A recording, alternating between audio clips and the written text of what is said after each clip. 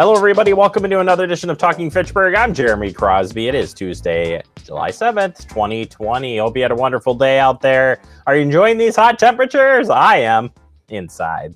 Yeah, it's been brutal out there, and it's just going to keep being this way. Scattered storms anticipated today. Better chance on Thursday, it sounds like. So, yeah, just keep patient, keep practicing some of your heat safety. And if you missed any of it, we talked about heat safety in the update this morning. You can go back and check that out if you want to learn more about that. And yeah, it just takes the words out of my mouth for how warm it is out there. We got a busy show for you. We'll get you the latest on headlines here in just a moment. Plus, I'll give you an update on the COVID world here in Dane County. Plus, talking about mask exemption cards. Are they fake? We'll tell you about those here in just a minute. And then checking in with Adam Dorn, Fitchburg Fire Rescue. We'll be talking about cooking fires and sprinkler systems. Fitchburg Fire Department dealing with a grill fire yesterday, but have had a lot of cooking fires recently. And the last, 3 have been put out by sprinklers, I believe? Maybe even 4. Either way, sprinkler systems are a must, and we'll break it down for you here in just a little bit of time. But first, we do start with the headlines. We start with the road closure. Southbound Seminole Highway will be closed on Thursday, it's July 9th, from 6 p.m. and will reopen on Friday morning by 6 a.m. Yeah, so an overnight closure between PD McKee and Seminole Center Court. And yeah, what is this, right? This closure is the big pipe under the ground there. So they've got to open it all the way up to do that. We'll talk more with Bill Balke tomorrow as we have him slated in for the road construction update to learn a little bit more about that road closure. But be aware that will be closed coming up on Thursday. In other news, Public Health of Madison and Dane County has come out with a new order requiring face masks. Let's break this down for you. Effective Monday, July 13th at 8 a.m., Public Health Madison and Dane County is issuing emergency order number 8, which requires that everyone age 5 and older wear a face covering or mask when in any enclosed building where other people, except for members of a person's own household or living unit, could be present. This requirement applies to all of Dane County. Per the order, people must wear face mask coverings that cover their nose and mouth when in public, which includes in businesses, healthcare settings, waiting in line, and on public transportation. The order also requires individuals to wear face mask coverings when someone else is in the home. Exceptions are made for certain activities, such as eating at a restaurant, but during the part, you need to practice 6 feet social distancing. And some people are also exempt if they have any physical, mental, or developmental conditions that prevents them from wearing a mask. If someone can't wear a mask at a business due to condition or disability, people should ask the business for a reasonable accommodation like curbside pickup or delivery option. Children's ages 2 through 4 are highly encouraged to wear masks in public. Children 5 and older are required to wear masks. If a child is not able to wear a mask, only bring them to places where it is necessary so that the child does not get or spread COVID-19 to others. We'll continue to keep you updated on this as we move through getting more info about this order. All right, home delivery meals changes from the Fitchburg Senior Center. Just wanted to remind you of this, that the meals will be delivered now on Monday, Tuesday, Thursday, and Friday only. You'll receive 1 meal. If you're currently receiving meals and feel this schedule does not work for you, you can contact your social worker, Amy or Sarah. Their numbers are on the screen. And if food insecurity is becoming an issue and you would like to see if you qualify for home delivered meals, please contact one of our social workers or just give a call at the Fitchburg Senior Center, and they'll be happy to help you out with that. All right, Metro plans to return to normal service. We've seen this plan come out last week, and there has been presentations for it, but all Metro passengers are asked to wear masks when riding, with the Dane County's Forward Dane reopening plan expected to remain somewhere in the phase 2 for a number of weeks. Metro's capacity rule will likely stay at the maximum of 25 riders per bus through the month of July. Let us know if the trips, the reduction causes you any issues, you can report that to Metro. But as the reopening plan progresses, Metro will continue to work with the City of Madison, Dane County Public Health Department, the Madison Transportation Commission, Madison Alders, and the Teamsters Union and service partners to safely incremental progress towards more normal-sized operations. General plan moving forward is basically they're trying to move back to about 85% is what they're expected to do as far as getting back. There are a lot of moving parts to this. Obviously, we'll share the link so you can check out the full plan that's out there and the routes that are proposed. And like I said, not all routes will be coming back online, or will be coming back at different components. So we'll keep you updated as that plan moves on, but the presentation is out there, and we'll share the link when we post up our headlines. All right, mental health resources, very important as we move through the COVID-19 pandemic. And this resource page available through the Dane County government site.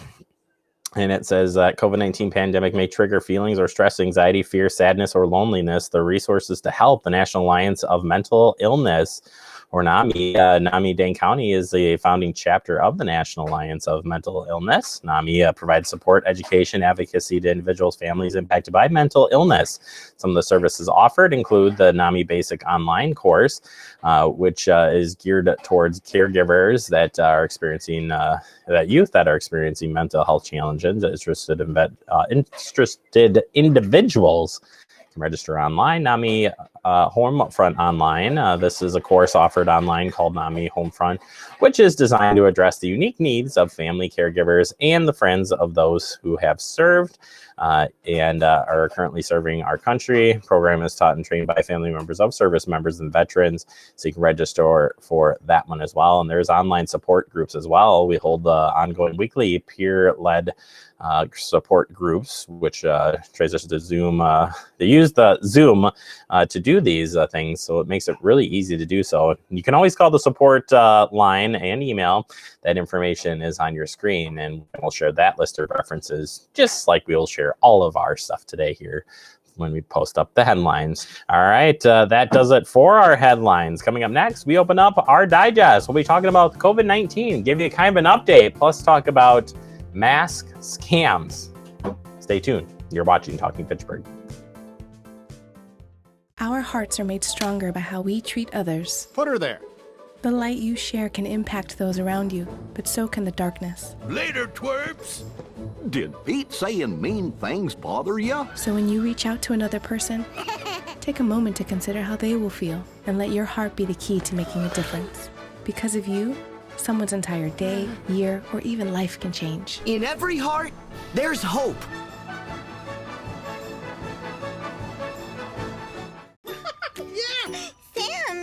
Oh, hey, Julia. You ready to play band with us? I'm gonna play my clarinet. And Elmo's gonna play his drum. Drum loud. Oh, well, you know what to do, Julia. Julia knows. With Julia's autism, loud sounds can be too much. But she still loves to make music. Play band. Early screening for autism can make a lifetime of difference. Find out more at screenforautism.org. Welcome back into Talking Fitchburg. We're in the digest, and today we'll give you an update here on COVID-19, and we'll do that in just a second. But we're going to lead off here with an alert from the BBB. Mask exemption cards are fake. Mask exemption cards. Are they fake? Yeah. Here we go. United States Department of Justice, DOJ, is issuing a warning regarding those who may see a card or flyer stating that owners are exempt from wearing face masks. This information was not issued or endorsed by the Department of Justice.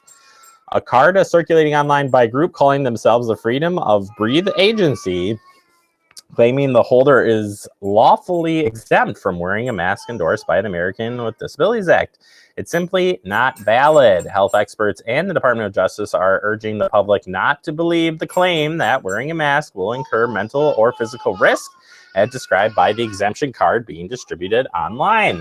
The information on the card also claims that the Americans with Disabilities Act forbids asking about the card holder's health condition aggravated by wearing a mask. The card threatens that it questions asks financial penalties up to $75,000 or higher can be levied. An official alert from the Department of Justice and the American Disabilities Act states that they are not the distributors nor endorse the information on the cards that are being distributed by the group. The Center for Disease Control and Prevention recommends the wearing of a face mask when going out in public as a way to slow the spread of COVID-19, along with social distancing and hand washing. CDC has several tips regarding ways to stay healthy.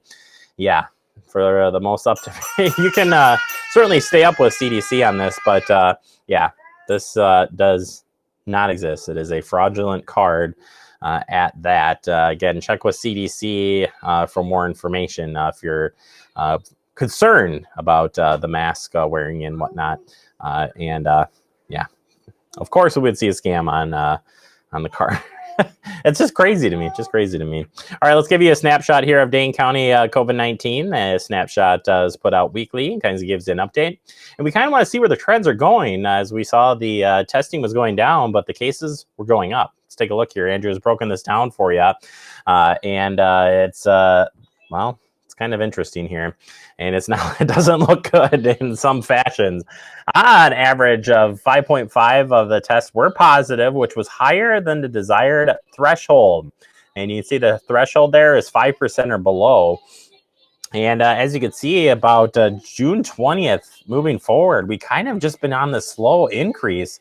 And then as soon as we hit July, we went way above the range that we should be in. So not good as far as that measure goes. Moving on here, we've got the measures, the low incidence threshold of new cases per 100,000. So there was an average of 90 cases per day, which was above the level needed to be at. So the daily cases range from 35 to 144. And again, looking back from June 20th up to July 3rd, you can see that those numbers were trending in the upward area there. There were some ups and downs here, but overall, we need to be below that red line at 20. And then once we want to be below even the 4 line there. So right now we're way above where we need to be there as far as cases go in the measuring.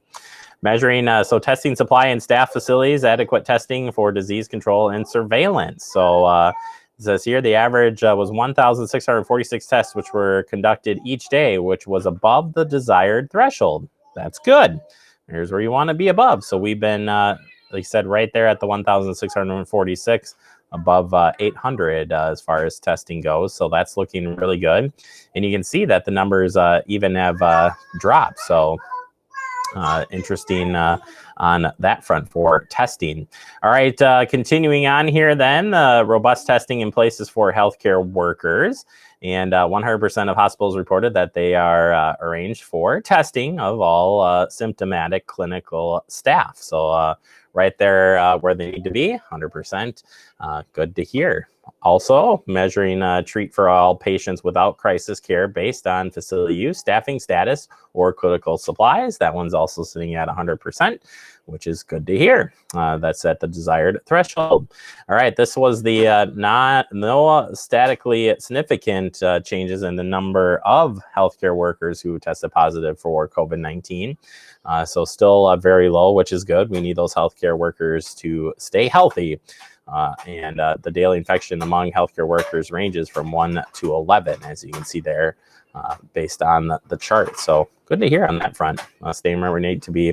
52% of the cases were contacted within 48 hours of being tested. So in order to contain the spread of the virus, it is imperative to quickly identify who has the virus and contact them to ensure they're isolated from others. We want to see a high percentage of cases contacted within the first 48 hours.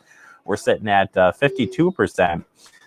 Yeah, we want to be, so 52 is 70% of the cases are contacted within 48 hours of being testing. The yellow was 70 to 84% of cases, and then 85 or more of newer cases are contacted within the 48 hours. So we're sitting at 52%.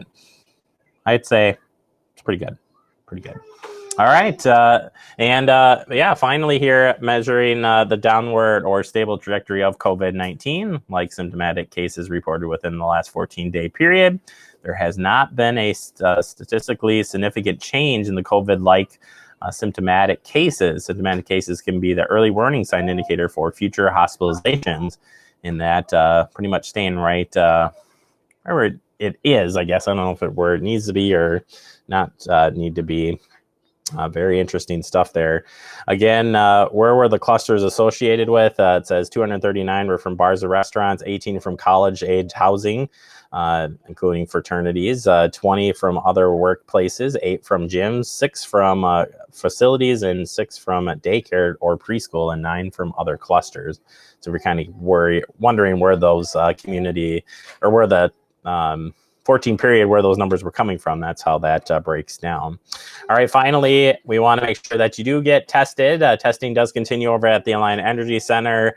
There has been a little bit more increase in demand. I saw from a story yesterday that they've been packed sometimes hours for wait. So please be patient as you get through and check for other community testing sites around the area as they continue to work through that. And that testing will be continuing on here for quite a while. So plenty of time to get out there and get tested. All right, that does it for our digest. Coming up next, we're opening up our guest segment, talking with Adam Dorn with cooking fires and sprinkler systems. That's next right here on Talking Fitchburg. See on page 4 that the projections need to be flood next Thursday. Seriously? Thursday? Can't do that. This is really inconvenient. I have yoga that day. I have no time for this. So I can't do Thursday, but I can do Friday. Disasters don't plan ahead. You can. Talk to your loved ones about how you're going to be ready in an emergency. Don't wait. Communicate. Welcome back into Talking Fitchburg. Joining me today is Adam Dorn with the Fitchburg Fire Rescue. Dorn, long time no see. How you doing? Good. How are you, Jeremy? I'm doing fine. The last time we tried to set this up, you ended up being really, really busy. So I'm glad you're not as busy today. And knock on wood, whatever. I don't really have wood here, but you get it. Yep. Dorn, hopefully you had a safe holiday break, and we're glad you're here. Fitchburg has, I don't want to say we're known to have a lot of kitchen fires, but there's been a lot of kitchen fires, unfortunately, throughout the years, especially in the 10 years that I've been around Fitchburg. It seems to be common, and that's not a good thing. So today we're going to kind of talk a little bit about cooking fire. We're going to spend some more time about cooking fires in general on a different segment, but also the sprinkler. We talked with Joe Pulvermacher, fire chief, about sprinklers and how amazing they are, but we're going to break it down for you a little bit, as you are a fire inspector as well, so we can talk a little bit through this. But first and foremost, Dorn, when we're looking at kitchen fires as a whole, and you're looking at sprinkler systems, sometimes those they're not always there, especially in the homes, maybe in the apartments, but what do you see out there? Yeah, so in the homes that we have, are all the 1 and 2 family homes, I think there's only 1 or 2 in the city of Fitchburg that actually have a sprinkler system in their home. Wow. That's awesome that those couple homes have sprinkler systems in there, because we can see the benefit or the value of having sprinkler systems from the ones that are in the multifamily dwellings. Over the last couple of weeks here, we've had 3 fires where the sprinkler system has stopped and actually put out the fire before the fire department ever arrived, and that's huge. In other cases, where we've gone to places where it has been a cooking fire, by the time we get there, the entire kitchen is on fire, and there's tens of thousands of dollars worth of damage, where here it's just a few thousand almost. Yeah, it's been pretty amazing that knock on wood that has happened. When you're talking about sprinklers in the homes, I mean, is it really? It's to me, I'm a homeowner. I don't have them. I can't even imagine getting them installed at this point. It's something in new homes that you might see, but could you even adapt to put one in your home after the fact? That's a great question, Jeremy. Glad you asked that. Yes, you can. While you are absolutely correct, it's a little bit easier to put them into a brand new construction. You still can retrofit your existing home with a sprinkler system. It does cost a little bit more money, but in the long run, if you actually do have a fire, it's going to save your property. It'll give you more time to get out of a fire in your home. And yes, you're going to have some water damage, but I personally would rather deal with a lot of water damage rather than losing everything that I have. Yeah, and when we're talking about limiting factor, I think a misnomer would be that when one goes off, they all go off. I don't know where that stands, but we'll look at a sprinkler head here, and you can tell us a little bit about this. Yeah, so when one head goes, when in the movies you'll see a lot of times that when one head goes off, they all go off. It's really not the case. The sprinkler heads are actually activated by what you see there in the center, that red fusible link. That bulb is filled with a liquid, and that burst at anywhere between 135 and 165 degrees. Sometimes they have what's called a high heat head that might be a little bit higher in more of an industrial settings or commercial settings. But for the residential settings or even multifamily dwellings, that 135 to 165 temperature is very common. That's kind of a standard thing. So that sprinkler head only activates when it's done by heat. In the video that you have here, it's quite impressive that, so he's actually pointing to that red filament right there. That's the bulb. And then as he goes to light this, that filament or the fusible link is actually going to burst. And that happens extremely fast. You can't even see that. If you actually pause the video right there, if you can pause that for me, that would be awesome. Making me do work, Doran. That's not I normal. know. So underneath that red bulb, you see that little copper looking thing? That's right. That plug, that's a plug that's actually holding all the water back that's in the system. So that glass bulb holds all the water back.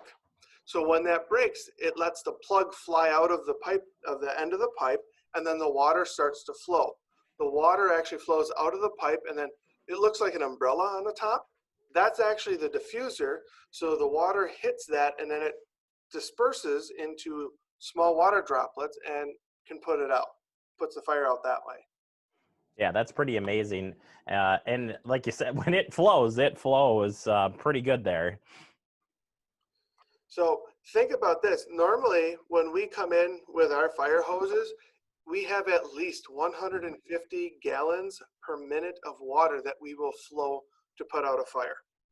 That is a large amount of water. This is maybe a third of that. Yeah. And once it pops, it pops. And something, I think, going back to something you were saying there before about the timing of getting out and stuff, a couple of follow-ups to that. And, I make no assumptions here when we're talking about anything. While you might have extra time getting out, if you are cooking and you got a fire and it's just getting out of control, you need to get out of there and follow that plan, get fire department going, that sort of thing. While it buys you time, you still don't want to take the chance and sit there and watch this all unfold. Yeah, the best thing you can do is, if you do have a cooking fire, if you're able to, is to cover whatever's on fire with a pan, with the lid, remove it from the heat and turn the burner off. And just leave it sit. Leave it sit covered, don't touch it. If you can't put it out by doing those things, or if you can't get the burner turned off, leave the kitchen, leave your home, leave the apartment, whatever it is, get outside, call 911, let them know what's going on. Get the fire department going, like you said. That is the best thing you can do. We would rather come and make sure that if there's a little bit of damage because of the fire, that's fine, but we want to make sure that you are okay. People need to be safe before anything else. Absolutely. Yeah, I think, we don't want to point out that the sprinklers, why they, we want to make sure that they work. You go and companies go and test these as well, right? As part of their duty. I don't know if you probably look at them, but as an inspector, what are you looking for when you go in and check for sprinkler systems? Yeah, so when we go in for inspections for sprinkler systems, we're looking for a couple things. One, we're looking to make sure that they are maintaining the sprinkler system as they're supposed to. Now, there's all sorts of different codes that are out there as far as the standard that they have to maintain it to. But we, generally speaking, we make sure that the pressures are appropriate for when they're installed. So when it's installed there, that's what we want to make sure of. So if there's a big fluctuation in pressure as we go through the years, right, we can say, hey, we've noticed this, or the pressure's really dropped from last time, we've got a problem. We look at the residual pressure and then the static pressure, so that when they do their flow testing, quarterly or annually, however it's recommended, we look at those numbers to make sure that it was done and that it actually meets up with what was designed for that system. We look at that. We make sure that the sprinkler heads are accessible, that there's nothing blocking them as we go through the building. We make sure that the FDC, or the fire department connection on the outside of the building, is accessible to the firefighters, so that we can walk up and hook up our hose to the sprinkler system. Because that's one of the things I think a lot of people forget about, is that the sprinkler system is connected to the municipal water supply. But if you have a sprinkler system where there are multiple sprinkler heads going off, sometimes it doesn't have enough water supplied by the system to support that all at one time. So we actually hook up to another fire hydrant and we give it more water. That way it can work to help us put the fire out if it ever is needed. As far as I know, in Fitchburg, we haven't had to do that. I mean, we do that on a regular basis when we have fires in sprinklered buildings. We connect to the fire department connection in case something happens, that it goes down, so it's like a backup. But there are other places, other community municipalities where they do that regularly because they don't have enough water to support the extinguishment system in the building if something big were to happen. That's interesting. I did not know about that. So it's probably a good training piece for you guys to keep on doing it, so the day you need it, it's there. No, all great information, Doran. Really appreciate it. Wish we could spend more time. We will be talking about cooking fires as well coming up, so you can check that out at a later time. Doran, thank you for your time. Stay safe out there, and tell everybody hi. All right, that's Adam Doran, Fitchburg Fire Rescue. Always appreciate the time and the education. We'll take a quick break. You're watching TF.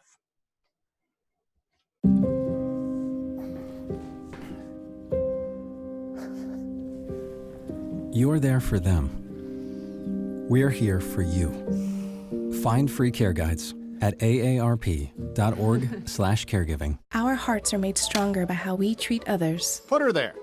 The light you share can impact those around you, but so can the darkness. Later, twerps. Did Pete saying mean things bother you? So when you reach out to another person, take a moment to consider how they will feel and let your heart be the key to making a difference. Because of you, someone's entire day, year, or even life can change. In every heart, there's hope.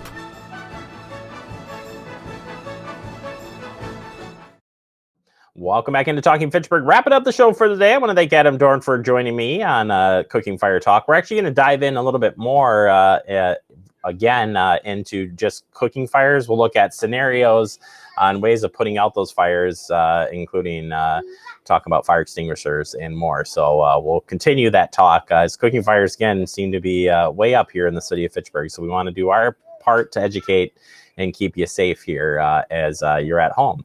And maybe there is going to be expected to be a little bit more home fires. I mean, the fires have been increased across the state. We see more structure fires. So we want you to be safe as we move through this pandemic. All right, let's wrap it up with how you can stay connected with Fact TV. If you don't know it, Facebook, YouTube, we want to hear from you. And of course, all the other great resources are at our website. Have a great day, everybody. We'll see you tomorrow.